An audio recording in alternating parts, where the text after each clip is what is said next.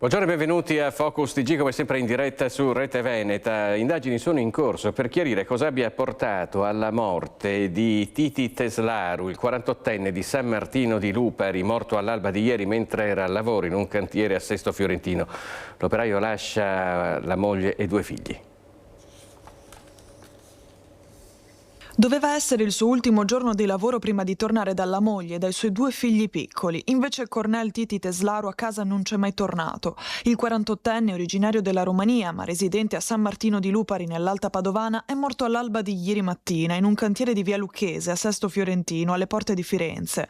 Dipendente di un'azienda trevigiana, la B&B Laser di Riese Pio X da circa un mese era impegnato con una squadra di colleghi nei lavori di pavimentazione del cantiere. Secondo una prima ricostruzione, intorno alle 6 del mattino sarebbe sceso dal macchinario che stava guidando per il livellamento del calcestruzzo, quando, per cause ancora in fase di accertamento, il veicolo lo avrebbe travolto schiacciandolo. I soccorsi sono stati immediati, l'operaio è stato trasportato in ospedale in condizioni gravissime, ma è deceduto durante il tragitto in ambulanza a causa delle gravi lesioni riportate. Sul posto sono intervenuti i sanitari, le forze dell'ordine e i tecnici dello Spisal. Il macchinario è stato posto sotto sequestro. Gli accertamenti dovranno ora chiarire se l'incidente sia stato causato da un errore umano o da un malfunzionamento del mezzo. Unanime il cordoglio della comunità di San Martino di Lupari. Una tragedia che ci addolora profondamente, dichiara il primo cittadino Nivo Fior. Non è più ammissibile che alla mattina si esca per andare al lavoro senza sapere se si farà mai ritorno alla sera dalla propria famiglia. E ora ci colleghiamo in diretta con Bassano del Grappa, dove c'è per noi Ferdinando Garavello. Parliamo del Tribunale della Pedemontana, perché i sindaci si sono schierati a difesa del progetto. Vedo già Ferdinando Garavello in collegamento con la consigliera regionale Morena Martini. Buongiorno Ferdinando. Buongiorno anche ai nostri telespettatori. Siamo qui in quello che sarà il Tribunale della Pedemontana. Al momento è un guscio vuoto, ma basta solo girare la chiave per accendere il motore. Siamo con Morena Martini, consigliera regionale, che ha messo la faccia su questa manifestazione, ha portato avanti tutta la preparazione e anche ha guidato le danze oggi. Vediamo solo un dato prima di passare la parola alla consigliera: 37 fasce e quasi 200, forse più persone in una mattina di luglio piuttosto assolata qui a Bassano per dire ancora una volta sì al Tribunale. Ci pare che insomma la risposta sia chiara e precisa? Sì, la risposta è stata al di sopra di ogni aspettativa, da un'esigenza voluta anche dagli avvocati bassanesi, trasmessa ai sindaci che hanno subito fatto quadrato e poi le associazioni di categoria.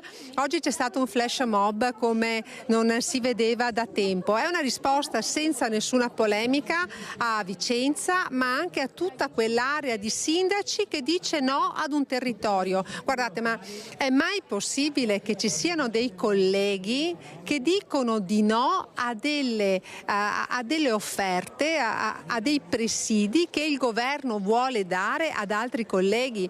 Giustamente il sindaco di Bassano ha ricordato e ha detto: se il governo vuol dare qualcosa al Tienese oppure all'area dell'Alto Vicentino, io non mi metterò mai di traverso, perché si vede che loro ne hanno bisogno. Ecco, la nostra manifestazione, la manifestazione di oggi, era proprio per ribadire la necessità del Tribunale della Pedemontana e la felicità di vedere i sindaci dell'Alta Padovana, della parte del Trevigiano. È stata grandissima. C'erano, giustamente, sono state contate 38 fasce, ma c'erano anche dei delegati senza fasce, quindi arriviamo a 42 presenze istituzionali. Veramente, veramente grande felicità. È arrivata anche una notizia da parte del governo, c'era Mara Bizzotto che ha detto tranquilli, si farà, quindi insomma al netto delle polemiche la strada è spianata.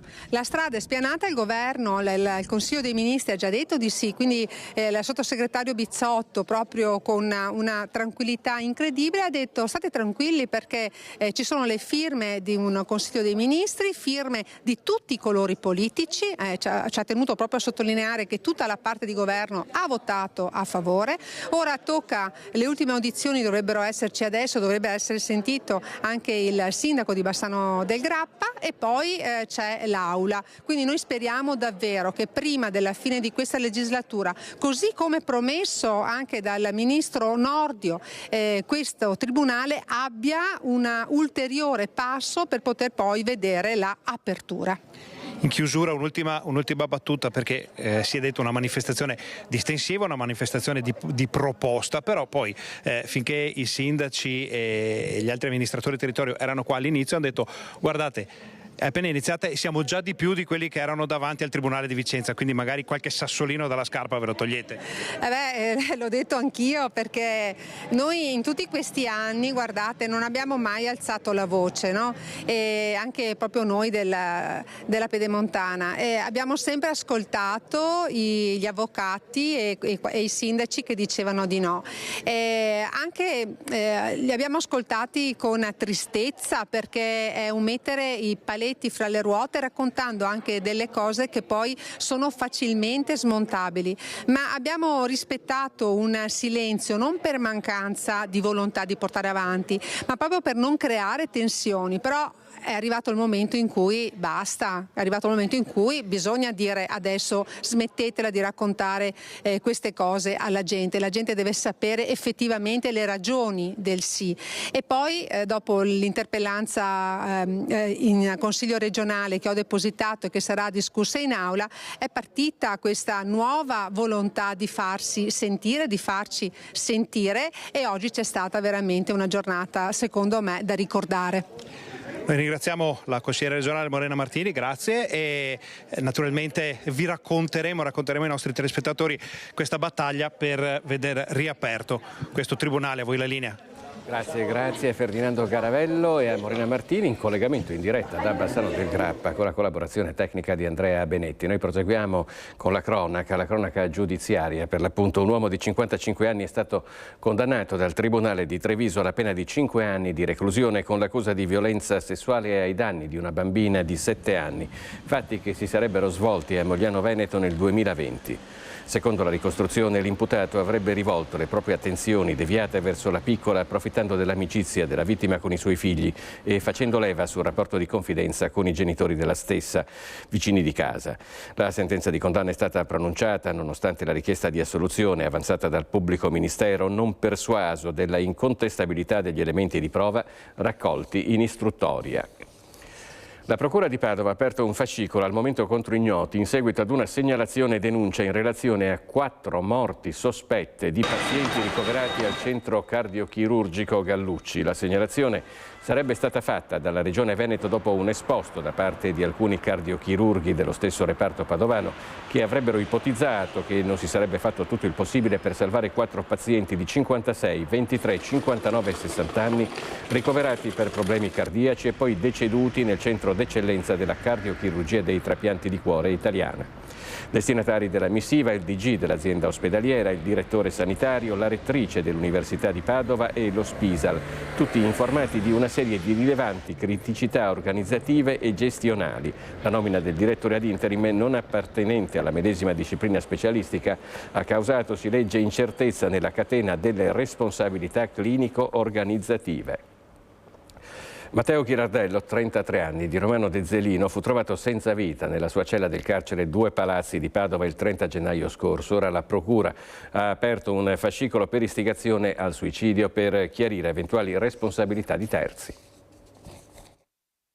Personalmente e a nome della famiglia di Matteo Ghirardello esprimo forti dubbi sul fatto che la sua morte si possa ricondurre come mero gesto anticonservativo posto in essere per personale e autonoma autodeterminazione.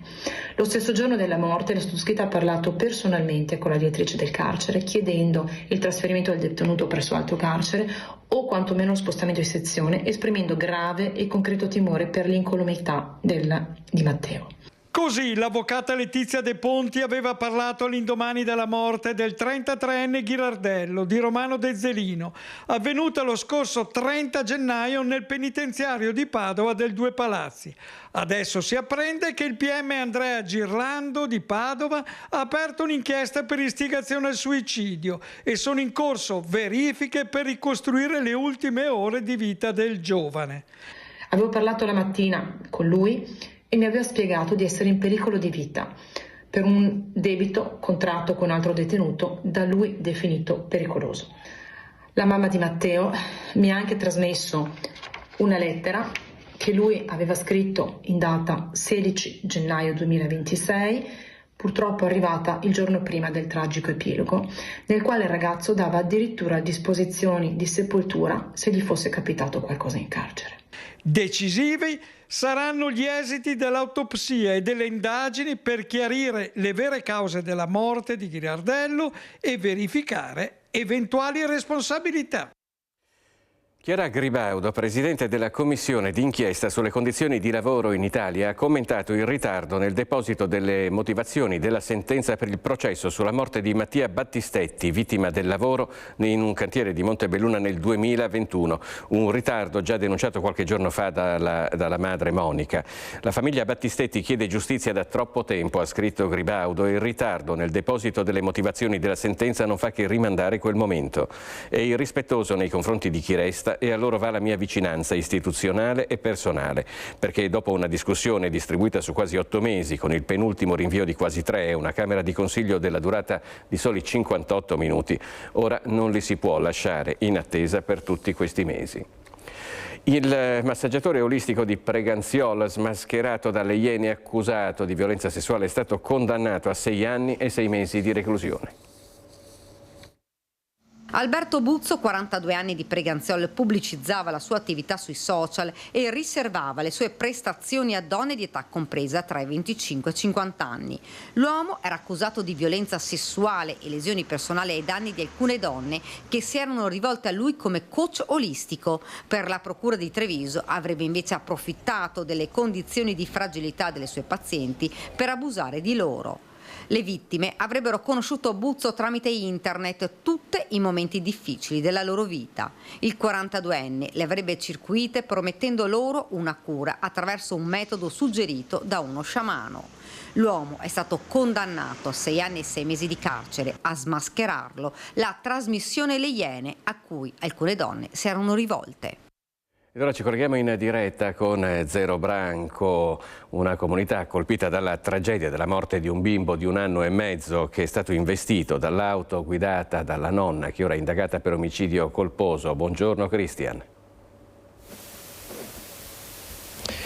Buongiorno Filippo, a te e a tutti i telespettatori di Rete Veneta, anche da parte di Nicoletta Rizzetto. Ci troviamo in via Tiveron a Zero Branco, dove è una nuova giornata di dolore e di shock per questa tragedia che si è consumata mercoledì sera. I vicini di casa ci raccontano di 2 genitori distrutti, totalmente distrutti, di una nonna che non riesce nemmeno a reggersi in piedi. Questi i risvolti umani di una vicenda sulla quale sta tentando di fare luce anche la Procura della Repubblica di Treviso. Io partirei da questo servizio di Daniela Sizia, poi ti darò tutti gli aggiornamenti del caso. Dolce, affettuoso, 1 anno e mezzo, voglia di vivere, tanta voglia di vivere. Le lacrime della vicina, che è corsa fuori appena ha sentito le urla disperate dei genitori e della nonna. L'ho ucciso io, gridava la donna, urla che hanno squarciato il silenzio di un giorno d'estate. In via Tiveroni il gelo di una tragedia impossibile da accettare. Il nastro che delimita la zona dove è avvenuto il drammatico incidente. Il piccolo Simone, 1 anno e mezzo, è morto travolto dall'auto guidata dalla nonna che stava facendo retromarcia per parcheggiare. La donna e i genitori continuano a ripetere disperati: non capiamo come possa essere accaduto. Un momento prima era con noi, un secondo dopo non c'era più. Là, sì, dentro il cancello, proprio si era messa proprio così, all'indietro. Di solito lei si fa così, fa all'indietro. Gli ha detto: mi raccomando, tenetelo per mano. Un secondo che si è girata, un secondo. È stata lei a chiamare subito i soccorsi. Ce l'aveva per manina il papà, è normale. Sono bambini, è questione di un secondo, signora. Questione di un secondo. È proprio sfuggito. Questo è stato un secondo proprio. La nonna non si è proprio neanche accorta? No. Purtroppo no. Era già sopra quando si è accorta. Il dolore è troppo forte, la vicina conosce bene la famiglia. Questa notte ha accolto a casa la sorellina di Simone, che al momento del drammatico incidente si trovava in auto con la nonna. Ho cercato di consolarla, ho cercato di dire stai tranquilla, tornerà a casa pur di farla rilassare, di dormire, ma questo no. Io non ho dato nessun annuncio, ovviamente la sorella è compito dei genitori, quindi sono stati i genitori stessi stamattina a darle l'annuncio. Tragica. La sorella l'ha cercato tanto, questo bambino l'ha cercato tanto. Voleva tanto il fratellino, questa sorellina. Quando l'ha cercato chiedeva mamma voglio il fratellino, mamma voglio il fratellino, gli chiedeva la sua mamma. La procura ha aperto un fascicolo.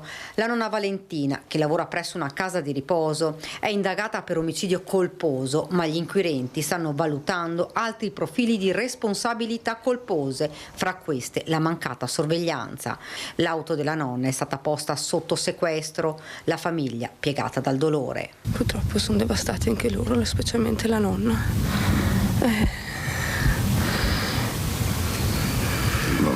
Grazie. Ho un dolore straziante. In questa casetta il silenzio è ancora più doloroso. Tutto è chiuso, i giochi sono lì in giardino. Mancano i sorrisi, manca quella gioia che la tragica fatalità ha voluto spazzare via.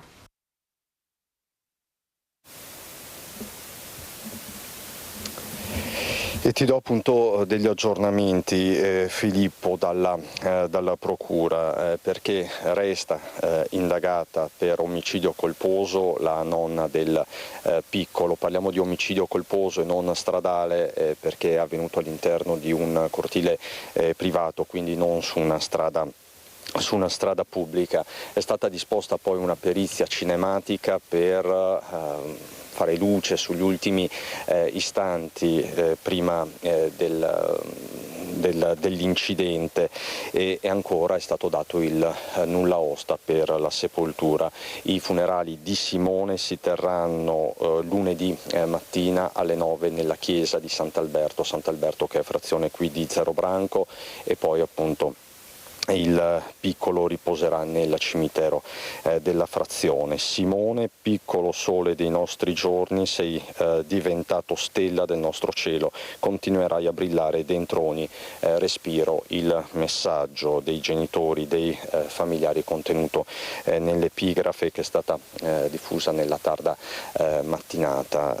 C'è poco da aggiungere, abbiamo parlato anche con una collega di lavoro della mamma, anche le colleghe della casa di riposo di Scorzè dove la mamma lavora sono sconvolte, non si danno pace e parlando con questa signora diceva questo non è il momento di giudicare, troppi messaggi via social che sputano sentenze che arrivano a conclusioni davvero molto affrettate, mentre appunto c'è una indagine in corso e c'è il dolore di un'intera famiglia, di un'intera via che sta abbracciando realmente questi giovani genitori e tutti i parenti. Stanno portando loro del cibo, li stanno supportando sia dal punto di vista morale che materiale. Sui leoni da tastiera, ma anche sullo shock della comunità di Zerobranco, che nell'ultimo periodo è stata travolta da tanti fatti di cronaca, si è espresso anche il sindaco di Zerobranco, Luca Durighetto, e io ti restituisco la linea accanto a Nicoletta Rizzetto, proprio riproponendoti il servizio con il sindaco di Zerobranco. Un risveglio doloroso per i cittadini di Zerobranco, la comunità sconvolta per questa tragedia immensa. La famiglia, seguita dall'avvocato Ermiera Azzuri, chiede il silenzio ed il rispetto del dolore. È un fatto incredibile, nel senso che si fa veramente fatica ancora a credere a quello che è successo. È una di quelle tragedie che sembrano impossibili da esistere, eppure accadono e poi sconvolgono naturalmente una famiglia e una comunità intera. Il sindaco è stato fra i primi ad accorrere sul posto per supportare quanto possibile la famiglia ed è tornata anche il giorno successivo assieme al parroco. La nonna e la mamma del piccolo Simone lavorano in 2 case di riposo del territorio, il papà in un'azienda del posto. Una famiglia inserita all'interno del contesto, quindi sicuramente per persone, tra l'altro come dicevo prima, appunto tutti i vicini erano lì fuori con loro proprio perché sono persone conosciute, persone che stimavano, insomma. Il sindaco si è poi scagliato contro i leoni da tastiera che hanno postato sui social commenti shock su questa tragedia. Ho letto certi commenti ieri sera sotto la notizia dell'investimento che non hanno nulla di umano, che poco hanno a che fare con la vita di per sé e che non so dove fossero residenti queste persone e auguro a loro che la vita sia sempre bella, piacevole e sorridente. Ma a volte forse bisognerebbe veramente fermarsi. In via Tiveron è stato un viavai di amici e parenti. Conosco tutta la famiglia, conosco il bimbo, conosco tutti, ma non è che... non so come sia successo e tutto. Lo sguardo si abbassa, il capo chino, le parole si fermano. Troppo grande la tragedia. Ora voltiamo pagina da Zero Branco, ci colleghiamo in diretta con Mirano, quindi passiamo dal Trevigiano alla provincia di Venezia, dove c'è per noi Ilaria Marchiori che con Carlo Bendoricchio, il direttore del consorzio di bonifica acque risorgive. Sul piatto c'è la crisi idrica che sta attraversando la nostra regione. Buongiorno Ilaria. Sì, buongiorno anche a te Filippo, buongiorno ai nostri telespettatori. Esatto, siamo qui con il direttore che hai già annunciato. La situazione finora, secondo i dati del consorzio, è stata sotto controllo ma è destinata a peggiorare. Quindi è stato attivato un piano per i prossimi giorni che ora il direttore ci illustrerà ovviamente brevemente, partendo dal fatto che c'è lo spettro di quanto accaduto nel 2022. Perfetto, sì. Allora, nella preoccupazione che si ripresenti il problema che c'è stato nel 2022, dove non siamo stati capaci di distribuire acqua su ampie porzioni del territorio, abbiamo attivato in anticipo e partirà da lunedì prossimo la turnazione della distribuzione delle acque all'interno del comprensorio. L'obiettivo è di tesaurizzare quella che abbiamo e di distribuirla al meglio. Abbiamo a disposizione rispetto al passato dei dati nuovi, dati satellitari che ci consentono di vedere il fabbisogno della cultura effettiva e quindi di programmare la distribuzione delle acque anche nell'irrigazione di soccorso fra i territori più bisognosi e quelli meno. L'attenzione che dobbiamo ulteriormente emettere è quella che le acque che distribuiamo avvengono attraverso canali che hanno fabbisogni multipli, quindi anche quello del sostegno della vita acquatica del corso d'acqua, e quindi la distribuzione di acqua deve essere in sovrabbondante rispetto al fabbisogno agricolo e quindi la complessità che si aggiunge è questa.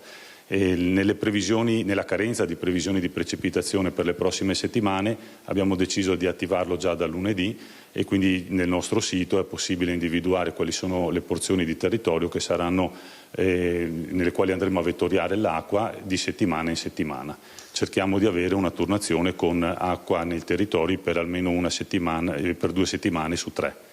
Ecco, direttore, tra i fattori che hanno contribuito a questa situazione, il fatto di poca quantità di neve in montagna e le temperature che abbiamo sentito tutti in questo periodo particolarmente elevate. Sì, purtroppo questo che si aggiunge rispetto al 2022, temperature molto alte hanno portato a uno scioglimento anticipato della neve e quindi una minore disponibilità di acque del fondo dell'acqua che abbiamo a disposizione nei canali. E questa è la complicazione che ci porta ad agire un po' in anticipo. Nel Vicentino già da ieri si sono attivati con delle autobotti, qui la situazione? Sì, anche noi non tanto con autobotti, noi abbiamo delle pompe di emergenza, di prelievo per aumentare la capacità di prelievo lì dove c'è disponibilità anche nei fiumi principali o con l'attivazione di pozzi di emergenza dalla falda per alimentare i canali. Il vostro maggior timore qual è? E che non ci sia la precipitazione che venga in aiuto nelle prossime settimane. Le previsioni ce lo stanno anticipando, speriamo in realtà che un po' di pioggia arrivi distribuita, ci consentirebbe di mandare l'acqua lì dove non è piovuto.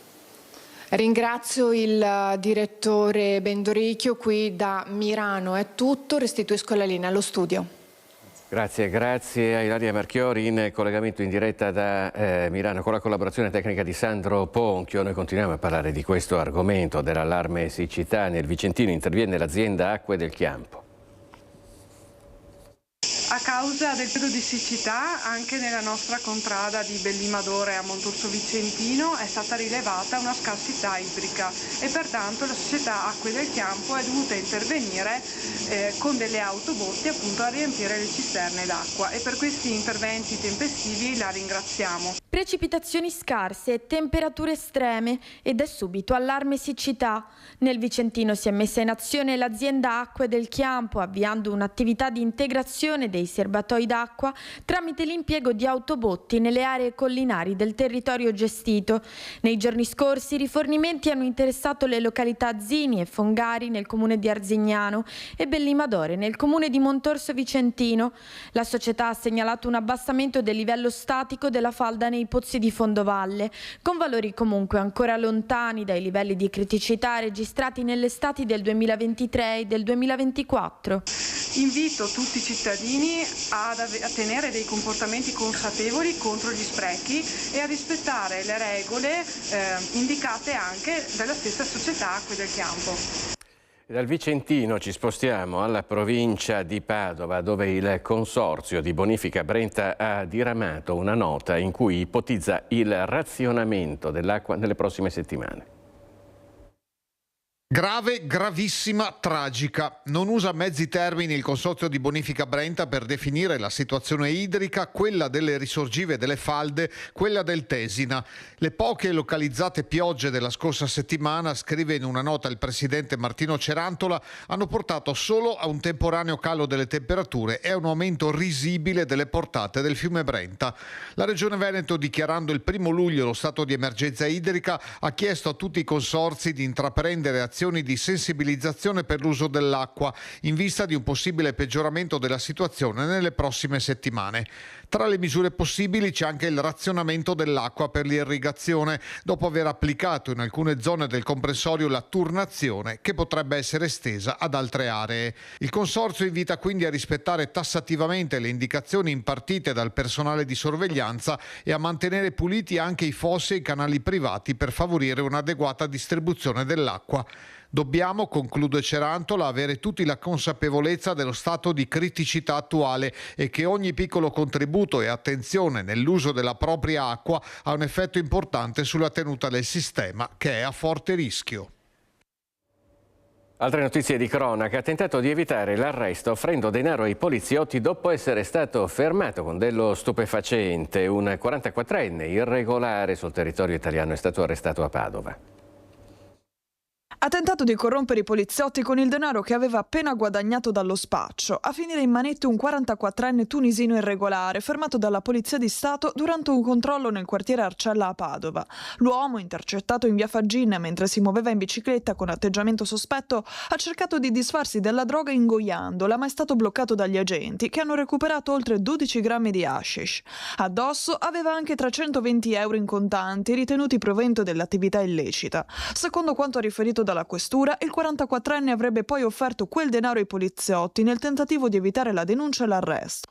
Accompagnato in questura, è stato arrestato per detenzione ai fini di spaccio e denunciato per istigazione alla corruzione. L'uomo, in Italia dal 2011 e irregolare sul territorio nazionale, è risultato essere pregiudicato per svariati reati e condanne, quali detenzione ai fini di spaccio di sostanze stupefacenti, furto, rapina e porto abusivo di armi e oggetti atti a offendere. Il questore di Padova ha quindi avviato le procedure per la sua espulsione dal territorio nazionale, con accompagnamento in un centro di permanenza per il rimpatrio. E a solo 17 anni un tunisino che invece è stato arrestato dalla polizia mentre spacciava nella zona della stazione di Padova. Era già stato denunciato il 2 luglio a Monselice. Era stato visto mentre avvicinava giovanissimi e offriva loro hashish nella zona della stazione di Padova il 17enne tunisino arrestato dalla polizia. Il giovane, che ciondolava all'esterno di alcuni locali pubblici, alla vista degli agenti aveva anche tentato la fuga, ma era stato bloccato. Nascosto in uno zaino e addosso, il 17enne aveva 9 dosi di cocaina per un peso complessivo di 7 grammi e quasi un etto di hashish, oltre a diverse banconote.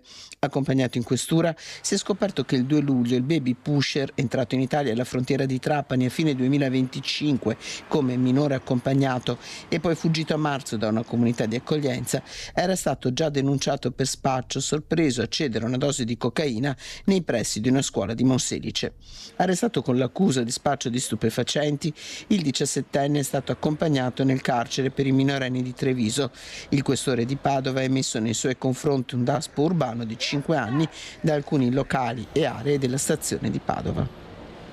E a Venezia, come era stato annunciato qualche giorno fa ai nostri microfoni dall'avvocato di Arrigo Cipriani, Daniele Vianello, il negozio del patron dell'Harris Bar in Frezzeria ha riaperto dopo una settimana di chiusura con all'interno la security privata. Questo ha ribadito il legale fino a che non sarà appurato che il comune abbia intensificato i controlli nella zona come promesso. Tutto è nato dopo l'aggressione subita da 2 commesse per mano di 6 borseggiatrici. All'interno del negozio ora c'è Darwin di origine boliviana che garantirà la sicurezza a commesse e clienti del negozio. Minorenni scatenati invece a Bassano del Grappa, in pieno centro storico, prendono d'assalto un cantiere arrampicandosi sulle reti metalliche ed esasperando i residenti. Ci siamo già occupati nel TG Bassano tante volte di quello che accade, soprattutto di notte, in via Portici Lunghi, nel cuore di Bassano. Qui alle nostre spalle di giorno c'è una via normalissima, un passaggio verso le piazze, residenti che ci abitano. Di sera però le cose cambiano drasticamente. Guardate queste immagini. Schiamazzi, urla, giovanissimi che si appendono alla rete metallica di una zona che invece dovrebbe essere interdetta. E i residenti esasperati chiedono l'aiuto delle istituzioni. Queste sono immagini che ci hanno mandato persone che vivono in questa zona, persone che ci passano, che hanno notato quello che succede in quell'area. È un'area in teoria di cantiere, quindi non si dovrebbe accedere, anche perché c'è del pericolo. Abbiamo visto queste immagini di questi ragazzini che si arrampicano sulla rete metallica. Insomma, i rischi sono piuttosto alti. Siamo andati a chiedere all'assessore alla sicurezza che cosa ne pensa. Sentite. Considerano quella una zona, quel territorio di nessuno, una loro zona di competenza. E invece no, invece noi sappiamo che saranno frequenti i passaggi e i controlli, cominceremo a identificare tutti i ragazzini che troviamo in quella zona, anche se sono senza documento, come molto probabilmente saranno senza documento, ma sedicente per noi è già sufficiente.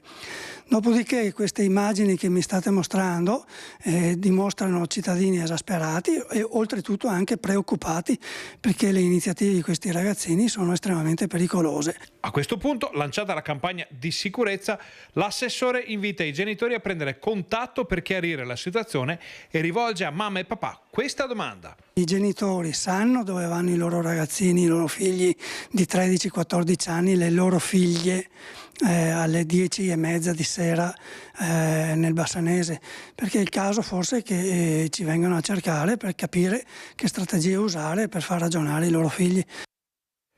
Degrado nel quartiere San Lazzaro di Vicenza, oltre a quello derivato dallo spaccio e dal consumo di droga, è tornato ad intensificarsi il fenomeno della prostituzione in strada. I commercianti insorgono e chiedono più controlli. Noi commercianti del quartiere chiediamo a chi di dovere, quindi alle autorità, alle forze dell'ordine, al comune, a chi è responsabile, della gestione e sicurezza del quartiere, di darci il modo di lavorare serenamente, proprio in sicurezza, perché basta con tutto questo degrado di prostituzione, di spaccio, basta, abbiamo bisogno di lavorare in sicurezza. I commercianti di Viale San Lazzaro, insofferenti per il degrado della zona, erano già scesi in strada a protestare e a denunciare quanto accade quotidianamente attorno alle loro attività. Se da una parte il contrasto delle forze dell'ordine riesce in qualche modo a stabilizzare lo spaccio di droga che si è esteso dalla ex zona rossa del vicino Quadrilatero, qui si assiste ora al ritorno della prostituzione in strada, che era stato fortemente ridotto negli ultimi anni. Droga e prostitute costituiscono un binomio che attira sempre più balordi nel quartiere della porta ovest della città, che minaccia sempre più seriamente la serenità dei cittadini a frequentare i negozi di vicinato, soprattutto nelle ore serali. Siamo stanchi di vedere prostituzione, spaccio, gente brutta, gente che fa anche altri occeni avanti ai bambini, e questo si crea disagi grossi sia per chi ha l'attività come noi e anche per i residenti. È fondamentale che anche i commercianti stessi siano tutelati. Se passa il messaggio di una zona poco sicura o degradata, anche il cliente stesso è scoraggiato nella frequentazione delle attività commerciali. Ecco perché andiamo a richiedere maggiori controlli anche nelle ore diurne. Da Vicenza ci spostiamo alla prefettura di Padova, dove questa mattina si è svolto un vertice cui oltre al prefetto Giuseppe Forlenza hanno partecipato i sindacati di polizia penitenziaria della CISL. C'è un allarme al carcere Due Palazzi, dove si sono verificate nello spazio ristretto di un mese ben 6 aggressioni. Ci racconta che cos'è emerso da questo vertice Marta Zatta, con la collaborazione tecnica di Cristian Rocchi Agliente. Sono 6 gli agenti rimasti feriti nella casa circondariale di Padova nell'ultimo mese, tra il 1° di giugno e il 2 luglio. Proprio il 2 luglio, l'ultima aggressione dove 2 agenti della polizia penitenziaria sono stati feriti, fatti finire in ospedale da parte di un detenuto. Ecco quindi perché questa mattina in prefettura si sono incontrati, si sono riuniti i sindacati della FSN CISL per chiedere un intervento massiccio da parte della prefettura. Innanzitutto hanno chiesto un implemento dell'organico della polizia penitenziaria, degli agenti di polizia penitenziaria, e allo stesso tempo anche una riduzione dei detenuti all'interno della casa circondariale. Questa mattina appunto l'incontro, e i sindacati se ne sono andati con una promessa. Ascoltiamo quale. Gli agenti, la pianta organica ottimale prevista per lavorare nei limiti di sicurezza è di circa 130, attualmente abbiamo 135 agenti in pianta organica. Abbiamo invece un sovraffollamento molto sensibile dei detenuti, quindi molto sentito, che è una forbice che va dai 220, abbiamo toccato anche i 270 detenuti su un istituto dove la capienza massima è di 188 posti letto. Sono dei lavoratori e delle lavoratrici e hanno i servitori dello Stato e meritano tutto il rispetto, e quindi per questo siamo venuti qua in prefettura. Il prefetto che ci ha comunque accolto, ha preso le nostre istanze e si farà appunto facilitatore verso gli organi competenti per portare e cercare insomma di migliorare la situazione. Oggi finalmente ci portiamo una promessa che va rapportata ai tavoli superiori, quindi anche direttamente al Dipartimento dell'amministrazione penitenziaria e allo stesso Ministero, la richiesta di un nostro sensibile aumento della pianta organica dell'istituto per quanto possibile, e per quanto possibile un sensibile calo dei detenuti, soprattutto per quanto riguarda i detenuti definitivi, che ci porterebbe di nuovo a lavorare alla gestione dei detenuti in attesa di giudizio o giudicabili in modo più tranquillo. A Treviso invece l'ira del sindaco Mario Conte verso Fondazione Cassamarca, che ha deciso di non rinnovare i contratti d'affitto ai 2 locali di Piazzetta Monte di Pietà. Il comune valuta l'acquisizione dell'immobile. Sul fronte sicurezza invece sono in arrivo nuove forze dell'ordine. Presto ci sarà un incontro col prefetto per ridiscutere la zona rossa. Noi eravamo all'oscuro di tutto, quindi è stato un fulmine a ciel sereno anche per noi, però proprio in queste ore con gli uffici stiamo valutando anche la possibilità di farci avanti per acquisire l'immobile e ridar vita a quel punto di raccolta per i giovani. Comune disposto ad acquisire l'immobile di Piazza Monte di Pietà, da cui entro fine mese i 2 frequentati locali che lo occupano, La Pace e Clockroom, dovranno andarsene, avendo ricevuto via PEC dalla proprietà, vale a dire Fondazione Cassamarca, la comunicazione che il contratto di locazione non sarà rinnovato. Il sindaco Conte si dice dispiaciuto e deluso e si mostra palesemente contrariato. Modalità inaccettabile, dice, quella di Fondazione, e finalità che non fanno bene alla città, perché la piazza dietro al palazzo della prefettura, uno dei punti più animati del centro, rischia di spegnersi se lì verranno ricavati degli uffici. Se il presidente Garofalo avesse affrontato con l'amministrazione prima questo tipo di situazione, forse oggi saremmo potuti arrivare a una soluzione diversa. Non è stato fatto così. Io credo che la città abbia bisogno dei locali, soprattutto quelli ben gestiti come lo erano La Pace e il Clockroom, e quindi sono io il primo a essere dispiaciuto. Faremo la nostra parte sulla base dei crediti che abbiamo nei confronti di Fondazione Cassamarca, eventualmente anche aggiungendo una parte da un punto di vista finanziario. Vedremo poi se Fondazione Cassamarca sarà disponibile. Per Conte una soluzione ancora possibile. Le opposizioni, PD in testa, incalzano di fronte a un centro storico, dicono, che si sta impoverendo. Negozi, locali, vetrine accese sono anche presidi di sicurezza, fronte questo su cui il sindaco si è mosso nelle ultime ore, andando al Viminale a chiedere al sottosegretario Nicola Molteni che gli organici delle forze dell'ordine sul territorio vengano rimpinguati. Credo che nelle prossime settimane arriveranno circa 8 nuovi agenti alla questura di Treviso e arriveranno decine di nuove forze dell'ordine nelle province del Veneto. I numeri che abbiamo analizzato confermano che siamo un territorio estremamente sicuro, è altrettanto vero che il percepito da parte dei cittadini è sinceramente diverso. E poi abbiamo condiviso il fatto che servono leggi più severe e soprattutto la certezza della pena. In via Belzoni a Padova un ennesimo episodio di violenza ha riacceso il tema della sicurezza in un'area che già in passato era stata luogo di risse e spaccio. Residenti e commercianti si dicono stanchi della situazione. La situazione del cosiddetto degrado, che vuol dire semplicemente la presenza fissa degli spacciatori, 7-8 qui di fronte al numero 10, di fronte ai alimentari, e che ci sono da sempre e sono tollerati. La polizia, i carabinieri fanno un ottimo lavoro di presenza, di scoraggiamento, di intelligence, però il comune, a mio avviso, l'amministrazione comunale non fa un dovere minimo di controlli di routine, non c'è. Flavio Marcello abita in via Belzoni a Padova da oltre 20 anni e si dice esausto della situazione di degrado e violenza in cui versa la zona. L'ultimo episodio risale a lunedì sera per una rissa tra presunti spacciatori di origine nordafricana. Urla selvagge, lancio di sassi e bottiglie rotte descrivono così la situazione i residenti che non si sentono più al sicuro. All'arrivo delle volanti i malviventi si erano già dileguati. Sul posto, a terra, solo un ferito trasportato in ospedale dall'ambulanza. Non si tratta però di un caso isolato. Solo un anno fa un'altra aggressione era stata ripresa dai cellulari dei residenti. Nel video si vedono chiaramente 4 uomini scagliarsi con estrema violenza, pugni, calci e testate contro un quinto soggetto. Una situazione che non fa stare tranquilli nemmeno i commercianti della zona. Una persona singola non è un problema, più persone sono un nucleo e cominciano a diventare, non dico pericolose, però cominci ad avere una sensazione di paura. Una volta si stava meglio, nel senso che c'era meno frequenza di pericolosità, meno frequenza di, non voglio dire spacciatori, non voglio dire una parola forte, però voglio dire che la sensazione è che un giorno sì, un giorno no, bisogna chiamare le forze dell'ordine, purtroppo. Una battaglia che da almeno 2 anni vede in prima linea anche il vice segretario cittadino di Forza Italia, Lorenzo Innocenti. Sono circa 2 anni che chiediamo all'amministrazione delle telecamere e una maggiore illuminazione.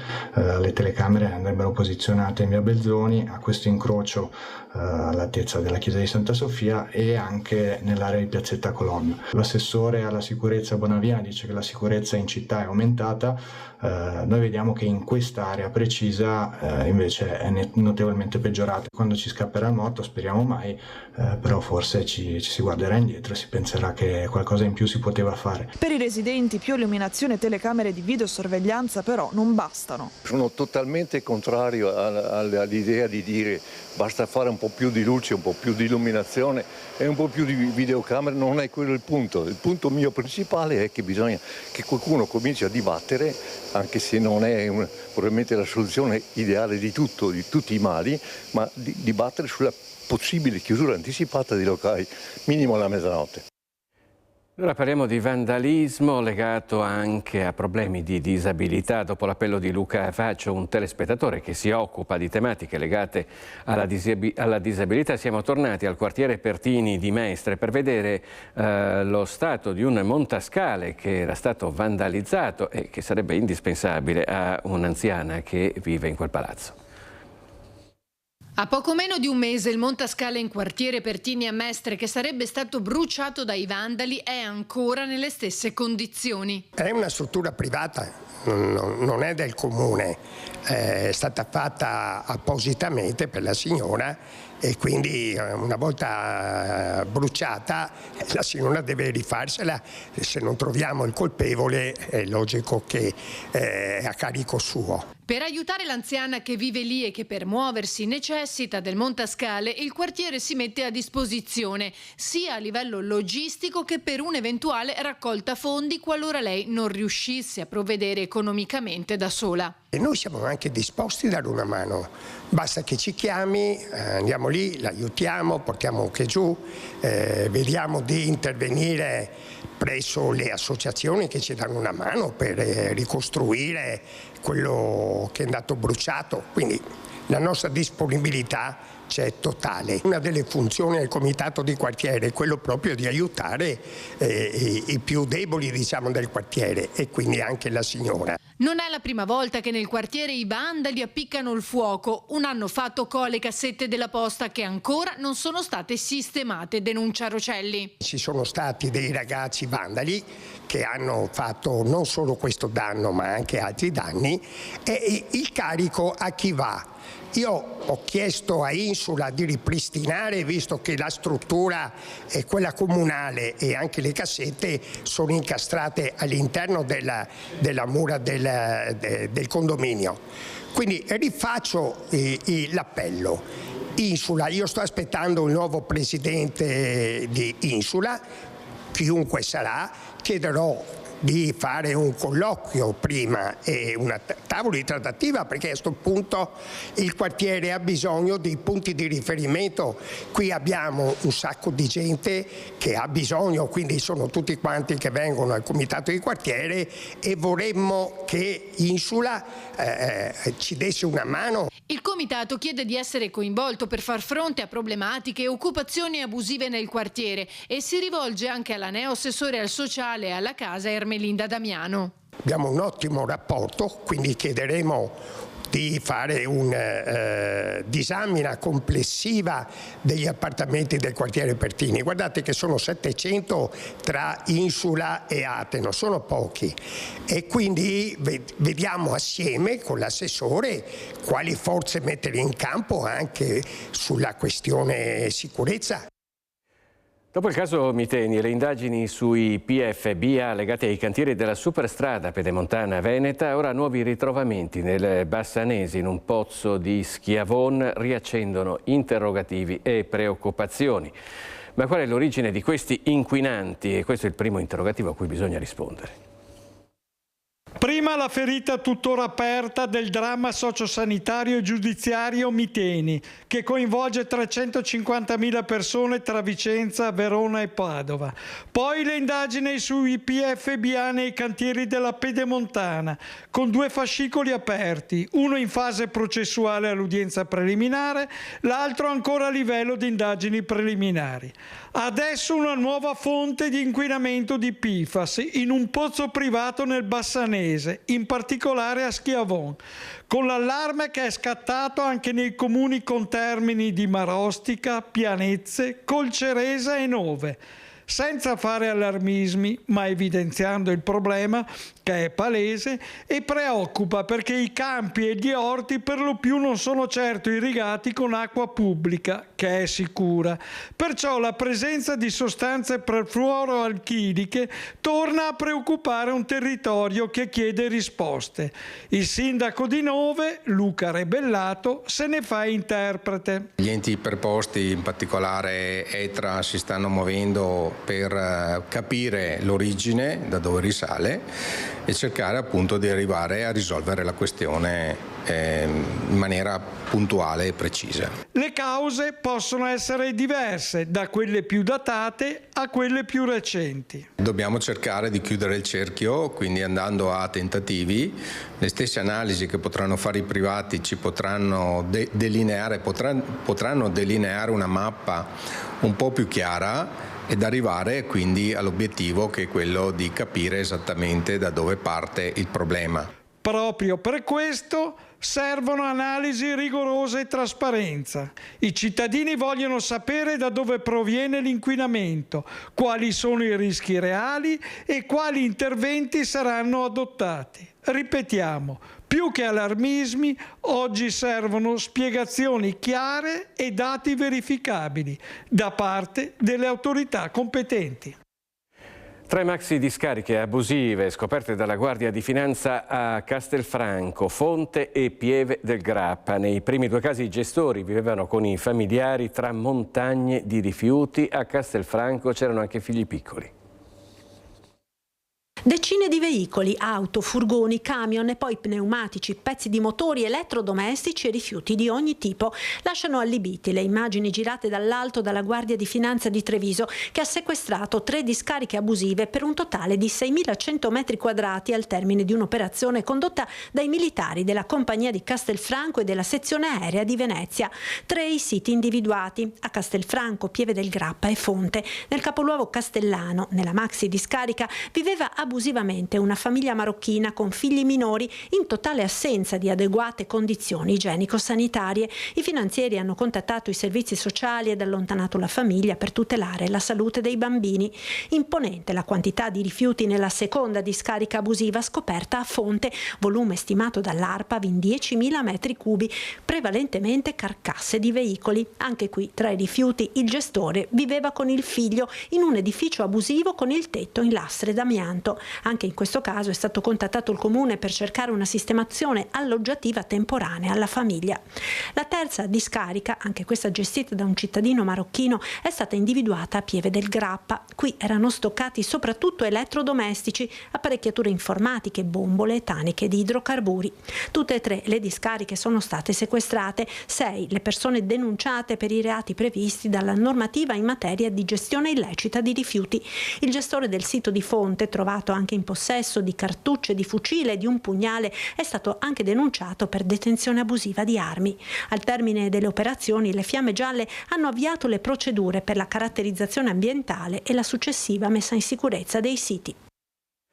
E sulla famiglia con figli minori che viveva nella discarica abusiva a Castelfranco è intervenuta la sindaca Maria Ghimenton. Sono stati attivati i servizi sociali per tutelare i bambini.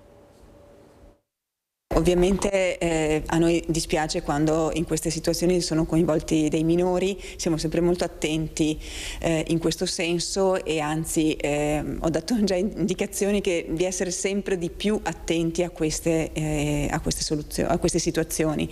Devo dire che i servizi sociali si sono presi in carico la famiglia e li seguiamo, li seguiremo e adesso sono in un luogo sicuro.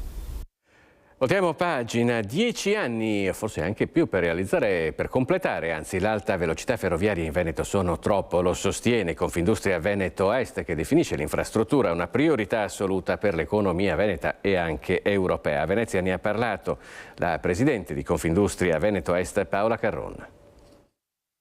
Una regione come il Veneto, che tanto ha dato a livello nazionale, anche incidendo molto sul PIL, diciamo che non essere attraversata dall'alta velocità è un tema centrale per noi, perché oggi stiamo parlando di competitività e questo tema incide molto. È una richiesta, è un'esigenza, oggi una necessità per le nostre imprese. La previsione di completare l'alta velocità ferroviaria in Veneto fra 10 anni e forse più è inaccettabile, del tutto inconciliabile con la rapidità della competizione dei mercati.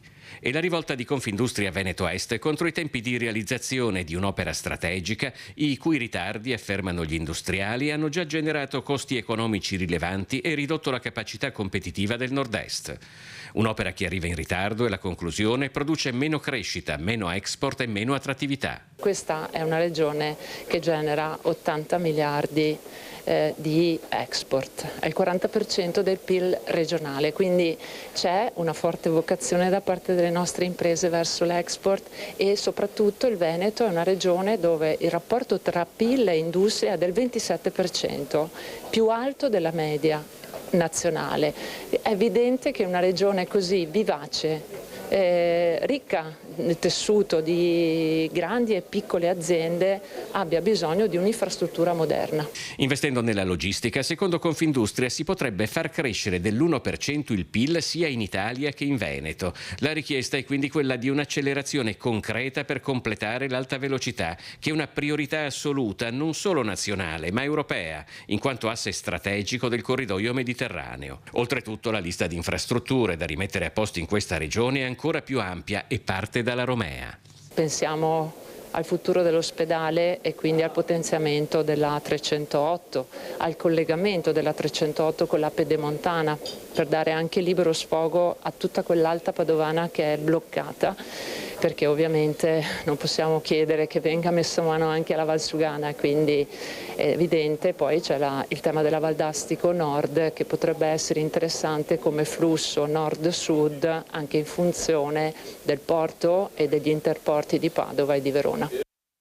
Chiusa la partita dei sovracanoni dovuti da Enel, il Veneto oggi sul terreno dell'idroelettrico può contare sullo stesso grado di autonomia del Trentino Alto Adige. Lo afferma senza tema di smentita l'ex assessore regionale Giampaolo Bottacin, vero condottiero della battaglia per il territorio. È stata la battaglia della mia vita, effettivamente è così. Ho iniziato quando ero Presidente della provincia di Belluno insieme all'allora collega Presidente della provincia di Sondrio Massimo Sertori, poi ci siamo trovati entrambi assessori regionali. Quando è entrato in carica il governo di centrodestra nel 2018, grazie al supporto dell'attuale ministro Giancarlo Giorgetti, siamo riusciti a cambiare la norma nazionale concedendo autonomia per le regioni che avessero legiferato in tal senso per quanto riguarda l'idroelettrico. È stata una battaglia portata avanti con determinazione per lungo tempo quasi in solitaria da Giampaolo Bottacin.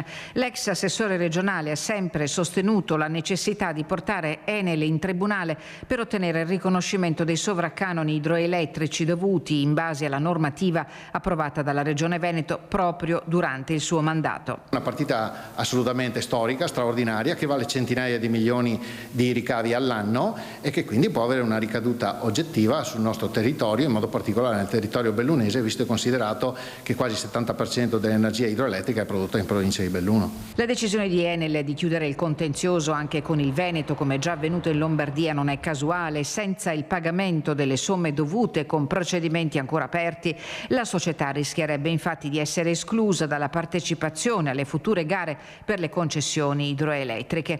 Quale sarà la strategia della Regione Veneto in vista di quelle scadenze è ancora tutto da definire, ma le ipotesi sul tavolo sono almeno tre. O ridare le concessioni, ovviamente a condizioni molto diverse, mi auguro, oppure fare una società in house, cioè una società interamente della regione che gestisca tutte le centrali, oppure fare una società mista, pubblico-privata, con i soggetti che dovessero intervenire, sicuramente la regione, poi dopo deciderà chi sta al governo della regione con chi, scegliendo un partner tecnico privato che ovviamente porta il know-how di conoscenza di tutto il sistema delle centrali idroelettriche. Dei 99 milioni di euro che Enel verserà alla Regione Veneto, 44 sono destinati alla provincia di Belluno ed è già iniziato il confronto politico su come utilizzare queste risorse. Per il Partito Democratico dovrebbero servire a capitalizzare la futura società che gestirà l'idroelettrico. Di diverso avviso il coordinamento provinciale della Liga Veneta, che propone di investire immediatamente sul potenziamento della viabilità,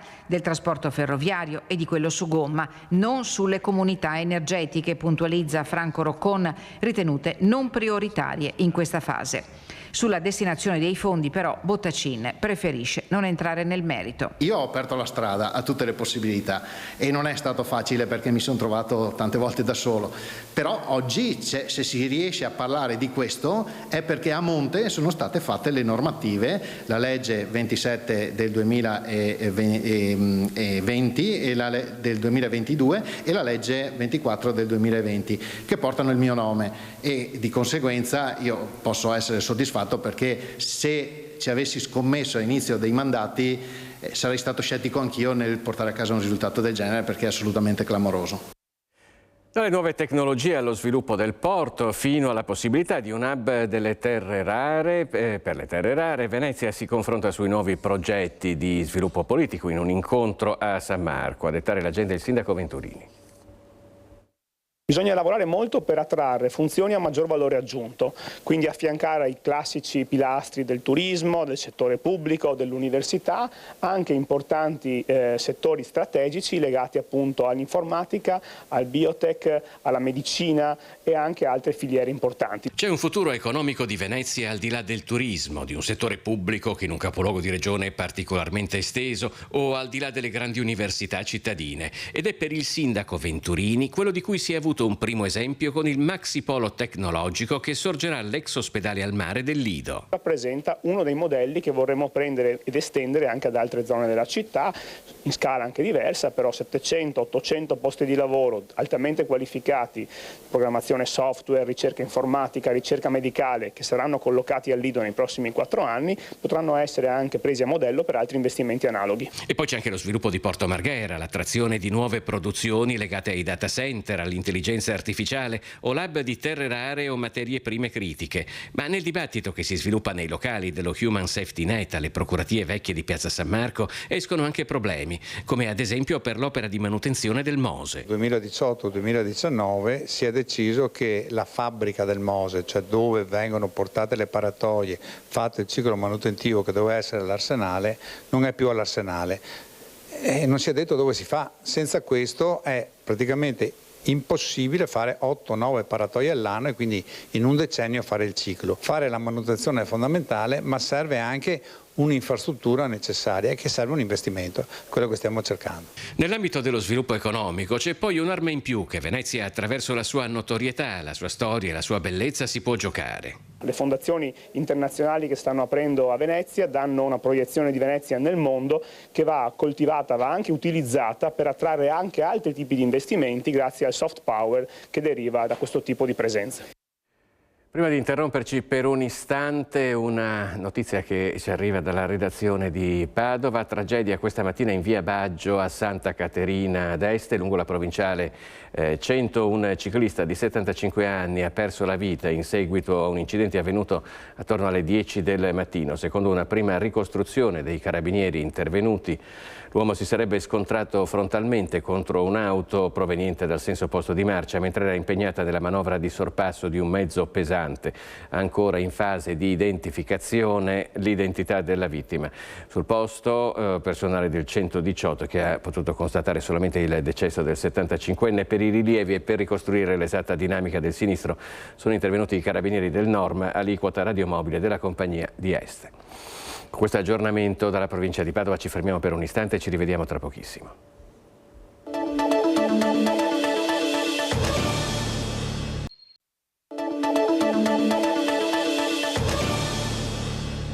Nuovamente in diretta con Focus TG, andiamo a Vicenza e parliamo di sanità per il caso di chikungunya nel quartiere di Sant'Agostino.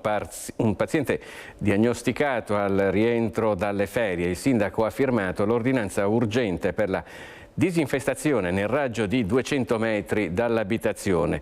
Per noi ci sono Daniele Garbina e Federico Cibotto con la dirigente del servizio igiene pubblica dell'ULSS 8 Berica, Maria Teresa Padovan. Primo caso di chikungunya nel territorio competente dell'ULSS 8. Siamo col direttore del Dipartimento Prevenzione dell'ULSS 8, Maria Teresa Padovan. Buongiorno. Buongiorno a tutti. Sì, ecco, che cos'è questo caso? Primo caso è una cosa preoccupante, ricordiamo che cos'è anche questa febbre. Sì, è una febbre, la cosiddetta arbovirosi da importazione che insieme alla dengue, ricordo chikungunya, è un po' salita alla ribalta negli ultimi anni. Sono malattie che sono estremamente diffuse in paesi un po' più lontani da noi, per esempio il sud-est asiatico, l'America Latina, eccetera. Ma il pericolo che si diffondano da noi è abbastanza reale perché la nostra zanzara tigre da qualche anno si è adattata geneticamente a ospitare questi germi che un tempo erano solo appannaggio di paesi dai climi tropicali. Ecco, in questo caso questa persona come mai l'ha avuta qui a Vicenza? Allora, la persona è rientrata da un viaggio nel sud-est asiatico, correttamente ha i primi sintomi di febbre, perché diciamo che queste sindromi arbovirosi all'inizio danno una sintomatologia simile influenzale, si è rivolta ai servizi sanitari ed è stata intercettata prontamente e dopo la conferma della diagnosi posta in isolamento domiciliare. Ecco, sappiamo che il sindaco ha anche firmato tutto quello che riguarda una disinfestazione, vista anche la potenziale pericolosità. Cosa state facendo da questo punto di vista? Assolutamente stiamo collaborando con il Comune, con i tecnici dell'Ufficio Ambiente del Comune e con la ditta di riferimento regionale a cui abbiamo dato mandato per DGR regionale dell'attuare concretamente l'intervento di disinfestazione che coprirà un raggio di 200 metri dall'indirizzo di residenza del caso indice in modo da abbassare quanto più possibile la densità di vettori, cioè di zanzare della zona. Questo nella consapevolezza appunto che le zanzare potrebbero trasmettere la malattia se hanno appunto un soggetto infetto. Questo allora è la buona notizia, in questo momento tutto è sotto controllo ed era importante dare questo segnale. Ma cosa si può fare per prevenire, per esempio in questo periodo anche di vacanze, per cui le persone vanno anche in territori a rischio? Beh, essere consapevoli che esistono queste arbovirosi che sono estremamente diffuse, ricordo anche nel sud-est asiatico, ormai anche in alcuni paradisi marini in cui magari il viaggiatore va con un senso di falsa sicurezza. Quindi noi nei nostri consulenze pre-viaggio raccomandiamo sempre tanto un'attenzione a diminuire quanto più possibile le punture con i repellenti eccetera, ma poi anche un'attenzione al ritorno, a monitorare tempestivamente alcuni sintomi, anche la febbricola, e rivolgersi tempestivamente al proprio medico di base e ai servizi sanitari di riferimento. E sul fronte sanitario ci sono dati sempre più allarmanti per l'invecchiamento della popolazione in Veneto. Scenari e tentativi di soluzione sono oramai urgenti. Tra 15 anni gli over 80 in Regione Veneto aumenteranno del 45%. Capite che è un'esplosione di grandi anziani, perché parliamo di anziani sopra gli 80 anni, ma come dicevo prima il dato importante è quello di riuscire a chiudere quella forbice tra vita in buona salute, che oggi attestiamo in Regione Veneto intorno ai 58 anni, e attesa di vita che arriva a 83 anni. Quindi abbiamo una forbice di quasi 25 anni e come ci ricordava Rita Levi Montalcini, noi non vogliamo aggiungere anni alla vita, ma vogliamo aggiungere qualità di vita agli anni. Nel 2050 il Veneto sarà una regione con oltre 700.000 anziani over 85, per lo più soli, con costi e ricadute sulla società enormi, dai caregivers alle case di riposo con rette sempre più alte, ma anche liste d'attesa infinite. Sono 11.000 oggi i veneti in cerca di un posto che non c'è, anche perché manca il personale che di questi anziani possa occuparsi. Bisogna riconoscere il ruolo importante che i familiari hanno nel prendersi cura dei propri anziani, e oggi questo è un problema cogente perché molti anziani non riusciamo a dimetterli dagli ospedali proprio perché non c'è una rete familiare in grado di accoglierli come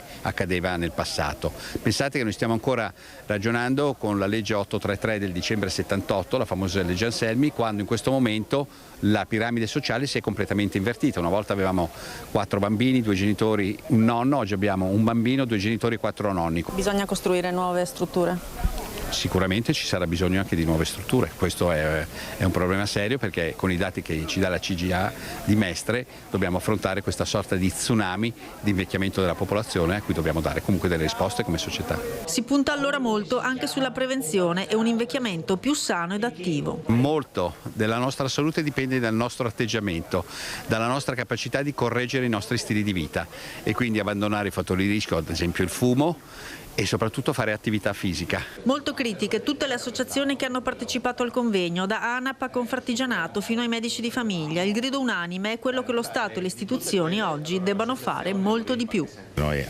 siamo dentro a una morsa legata ai costi di gestione, al personale che è molto difficile da trovare e una consapevolezza che le famiglie sono in difficoltà e un'assenza totale della politica.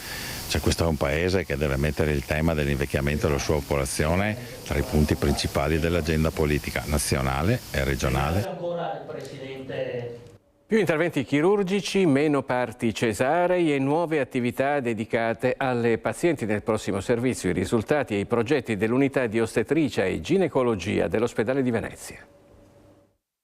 Un considerevole aumento dell'attività chirurgica che registra un più 70% e una rete stretta di collaborazione con la sanità territoriale e con gli altri reparti del Dipartimento. Si possono riassumere così i risultati dell'ostetricia e ginecologia dell'ospedale di Venezia, che vede anche una sensibile riduzione dei parti cesarei, scesi dal 25 al 14%, conseguendo l'obiettivo per i punti nascita con meno di 500 parti, fissato al 15%. Una riduzione importante di cesarei perché oggi siamo al 14% sui parti che vanno al parto cesareo. C'è stata una forte riduzione rispetto all'anno precedente, agli anni precedenti, frutto di un gran lavoro grazie all'arrivo dal 1° gennaio del nuovo direttore, il dottor Vanin, che ha lavorato molto sull'intera equipe, ridefinendo e rivedendo protocolli e percorsi e facendo audit costante su tutti i casi che invece necessitano di un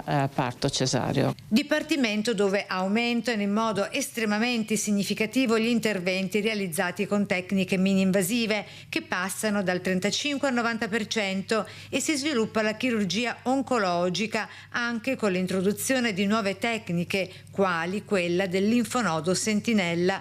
Inoltre, tra le novità più importanti in ambito ambulatoriale, l'apertura da aprile dell'ambulatorio per le gravidanze a rischio, che ora opera in collaborazione con la sanità territoriale in stretta sinergia con l'ostetricia e ginecologia dell'ospedale di Mestre, come spiega lo stesso primario Vanin, giunto dalla precedente esperienza dal Friuli. Stiamo cercando di creare finalmente una rete che dal territorio convogli tutte queste pazienti verso il nostro ospedale, che noi naturalmente prendiamo in carico, seguiamo per tutta la gravidanza e decidiamo il timing del parto e soprattutto ci prendiamo anche la responsabilità di quelli che possono essere i limiti di una nostra struttura, inviandole poi eventualmente, se dovessero esserci patologie maggiori, verso il lab di riferimento che è l'ospedale di Mestre. Tra i progetti in via di realizzazione, infine, il primario Vanin cita l'ambulatorio di isteroscopia che punta alla diagnosi precoce per le patologie neoplastiche e l'ambulatorio di uroginecologia per la cura dei disturbi della minzione e dei difetti del pavimento pelvico. Poco fa stavamo parlando del continuo invecchiamento della popolazione in Veneto. Il presidente di Euripa Veneto, Roberto Volpi, ha lanciato un nuovo grido d'allarme per le case di riposo nella nostra regione perché il sistema rischia di non reggere più. In provincia di Vicenza siamo sicuramente oltre i 2.500 ospiti, cittadini in attesa di essere ospiti delle strutture. Abbiamo un livello di occupazione delle strutture che nel turismo si direbbe overbooking, quindi siamo oltre il 99%.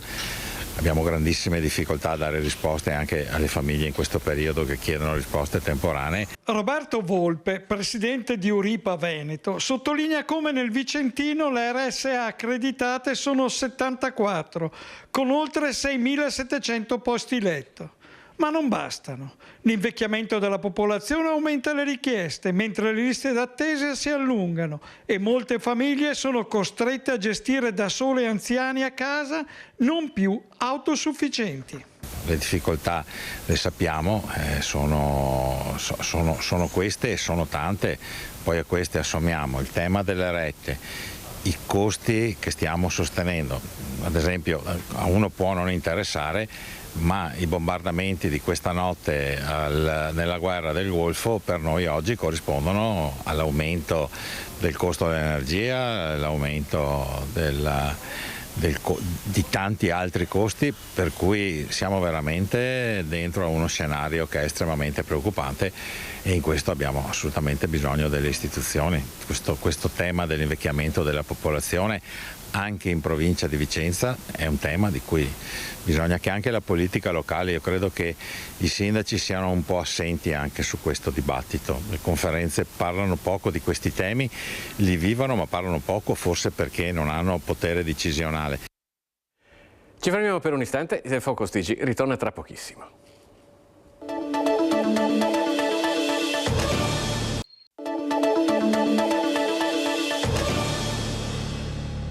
Bentrovati nuovamente in diretta con Focus TG. A Venezia il patriarca latino di Gerusalemme ha presieduto l'Eucaristia nella Basilica della Salute, il santuario più amato dai veneziani. Tante le occasioni di incontro con le persone. La diocesi di Venezia ha donato 30.000 euro per contribuire alla ricostruzione di una scuola a Gaza. Come è stato celebrare qui alla Salute la Chiesa di tutti i veneziani? Beh, è stato emozionante, ne ho sentito parlare tanto. Storicamente, ma era la prima volta che entravo e che celebravo. Il suo pensiero su Venezia, come anche l'ha accolta? Venezia è stata finora sicuramente molto accogliente, molto interessata, molto attenta, quindi una bella realtà. Ultimissima cosa che chiedo, per favore, cosa possiamo fare noi per questi tanti drammi nel mondo, compreso quello di Gaza? Beh, la prima cosa è pregare e poi informarsi, parlare, sostenere, ecco, non fare scendere l'attenzione. Venezia ha accolto nella chiesa forse più amata da tutti i veneziani, la Basilica della Madonna della Salute, il patriarca latino di Gerusalemme, cardinale Pier Battista Pizzaballa, una visita che si inserisce in un percorso già in atto tra il patriarcato di Venezia e la diocesi di Terrasanta, insanguinata dalla guerra, e il patriarcato di Venezia ha presentato al cardinale una donazione di 30.000 euro, frutto di una raccolta di fondi fatta in avvento anche dai bambini per contribuire alla ricostruzione di una scuola proprio a Gaza. Il saluto del patriarca, Monsignor Francesco Moraglia, che con discrezione e attenzione ha accompagnato sempre tutti i momenti della visita del cardinale nelle terre del patriarcato in 2 comuni, Jesolo e Venezia. Lei rappresenta una chiesa crocifissa, un'umanità crocifissa, dove la carne e il sangue pagano un tributo quotidiano. Nell'omelia il cardinale Pizzaballa, pur non nascondendo una situazione tragica a Gaza, non ha fatto mancare parole di speranza, perché, ha detto, essere cristiani significa saper stare nelle situazioni anche più estreme, desiderando la pace non ingenuamente, ma volendo il bene per tutti e senza odiare. Che ha come punto di partenza il desiderio di bene, un amore che non lascia spazio all'odio, al rancore, alla vendetta. Tanti gli incontri in un programma serrato, nonostante la visita sia durata meno di 36 ore, l'incontro con i giovani, la visita prima della partenza all'isola di San Lazzaro degli Armeni, sede della congregazione mechiterista, mercoledì sera in piazza Mazzini a Jesolo, gremita da oltre 600 persone, ha portato la sua testimonianza su Gaza. Con occasioni come queste dire che non siamo solo un grande centro turistico, ma anche un luogo che pensa, che riflette, che dialoga e che vuole appunto aumentare la coscienza collettiva di chi lo vive il territorio, ma anche di chi lo visita, quindi davvero un'esperienza importantissima e un'emozione accogliere il cardinale Pizzaballa. Da Venezia a Jesolo ci saliamo sulle montagne del Bellunese perché si alzano le barricate contro il turismo. Cafone sulle Dolomiti, è diventato virale il video di un content creator amante dei silenzi della montagna. Le Dolomiti sono un patrimonio di tutti, ma meritano rispetto e questo non sempre accade. C'è il rischio di un turismo che in qualche maniera, spinto dal caldo, non riconosca le regole e quindi alla fine ci lasci tantissimi rifiuti, tantissimi problemi e anche poca economia. Il turismo di cui parla l'assessore è quello dei domenicali, del mordi e fuggi con il panino e la lattina portati da casa, a volte nemmeno avendo per l'ambiente quelle attenzioni che sarebbero in ogni caso sempre dovute. Non è molto che Matteo Righetto, scrittore, docente universitario, vincitore del premio speciale Dolomiti UNESCO nell'edizione 2024, proprio ai nostri microfoni ne aveva parlato, lamentandosene senza fare giri di parole. Adesso a rincarare la dose è Daniele Bodei, alpino e cacciatori, content creator che sui social cura una pagina intitolata Viandante Alpino, nella quale se la piglia con i cani che disturbano gli animali selvatici e che a suo dire verrebbero lasciati liberi di rincorrere le mucche, di abbaiare e disturbare, definendone i proprietari come responsabili di un circo che dura 10 mesi all'anno, negando a persone come lui il diritto di godere di ciò che la montagna ha da offrire, del silenzio, della pace e della quiete. Nel dopo Olimpiadi, insomma, non è tutto oro quel che luccica. L'effetto Olimpiadi sicuramente porta a una grande attenzione, però onestamente non so se questo territorio riesca in qualche maniera a tener botta dal punto di vista anche proprio della sostenibilità, questo tipo di pressione. Bisogna pensare a qualcosa, o rafforziamo dei presidi che ci sono nei luoghi particolarmente sensibili, molti boschi, alcune realtà anche ambientalmente molto importanti, oppure dovremmo fare un'informazione fuori, ai tour operator, dire sì, è bellissimo il nostro territorio, ma non è una gara.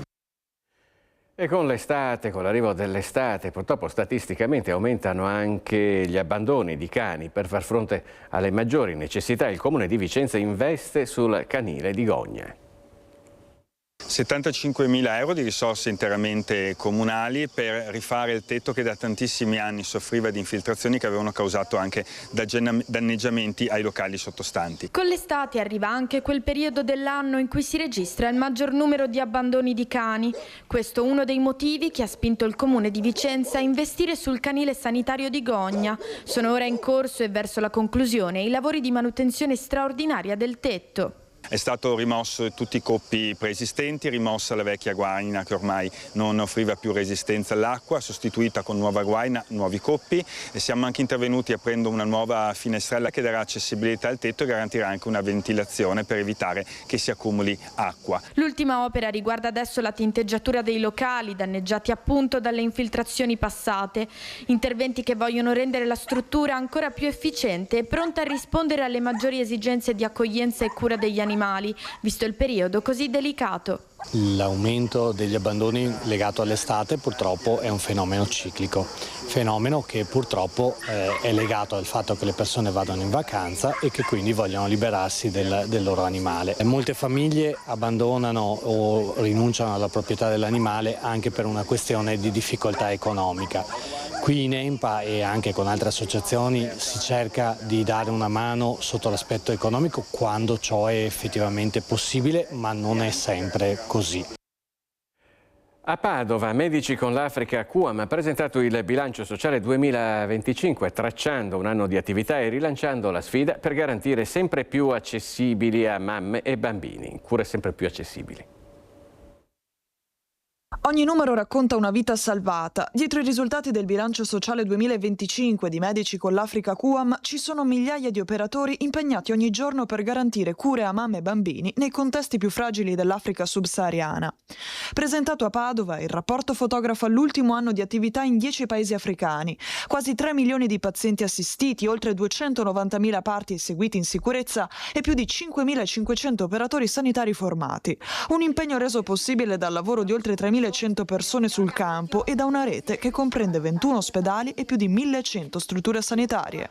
Tutto questo a servizio dei più poveri. Siamo anche orgogliosi di dire che tutto questo, questi sono dati internazionali, dice proprio che la mortalità materna nell'Africa subsahariana è calata del 41% in questi ultimi 15-20 anni. Abbiamo fatto noi sta roba qua? No. Abbiamo contribuito? Sì, e di questo siamo fortemente orgogliosi. Dietro i numeri l'impegno di chi continua ogni giorno a spendersi in prima linea per la salute di mamme e bambini. L'obiettivo è quello di aiutarne sempre di più. L'obiettivo è quello di andare in paesi dove ci stanno chiedendo disperatamente, l'Africa dell'Ovest, per cui noi abbiamo una tradizione non potente in Africa dell'Ovest, molto di più nell'Africa dell'Est, ma l'Africa dell'Ovest perché la mortalità materna, quella infantile, le vaccinazioni, la copertura vaccinale è molto bassa, motivo per cui negli ultimi anni abbiamo aperto 2 paesi, ma ne stiamo aprendo altri, tipo per esempio la Costa d'Avorio, il Ghana, il Burkina Faso, la Sierra Leone, paesi che abbiamo deciso di aprire proprio perché la priorità adesso diventa non solo di contenuto ma anche di geografica. Torna l'appuntamento con una delle sagre più sentite in Laguna e per tutta la città di Venezia, la sagra della Madonna Marina di Malamocco. Con il corteo acqueo dall'isola di Poveglia fino al molo di Malamocco entra nel vivo la 225esima edizione della festa della Madonna di Marina, che raggiunge il suo culmine come ogni estate sempre la seconda domenica di luglio, quella che a Venezia anticipa la festa del Redentore. Cuore pulsante dei festeggiamenti è l'antico borgo di Malamocco, al Lido di Venezia, dove sono attese ogni sera centinaia di presenze. La festa è organizzata dall'Associazione Festeggiamenti Malamocco, presieduta dal parroco del borgo, Monsignor Cesare Zanusso, in collaborazione con la parrocchia arcipretaria di Santa Maria Assunta. Tanti gli appuntamenti in programma, tra fede popolare, devozione, ma anche intrattenimento, musica e socialità. Il piatto più atteso della tradizione è senza dubbio la celebre pasta asciutta alla malamocchina. La festa prosegue da secoli grazie all'impegno gratuito di tanti volontari e residenti. C'è stato un corteo acqueo e una processione emozionante alla festa della Madonna di Marina di Malamocco. Voglio fare un ringraziamento di cuore al parroco Don Cesare, a tutti i volontari e ai fedeli presenti.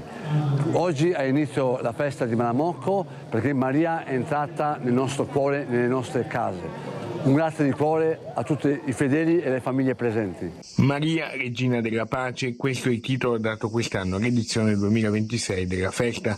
Tanti gli appuntamenti fino a domenica con la messa solenne alle 18:30, presieduta quest'anno da Don Gianni Fassina, la processione storico-religiosa per le strade del borgo.